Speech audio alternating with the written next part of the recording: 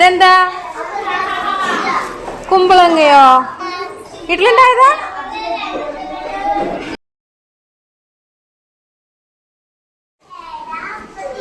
എന്തുവാ തൊട്ടിയേ?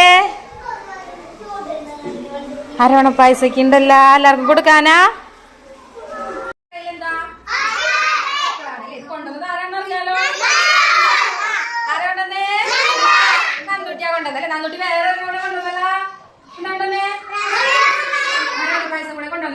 വേറെ ഒരാളും കൂടെ കൊണ്ടുവന്നു. ആരാന്നറിയോ?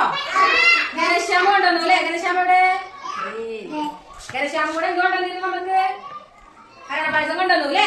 അത് കഴിക്കാം നമുക്ക്.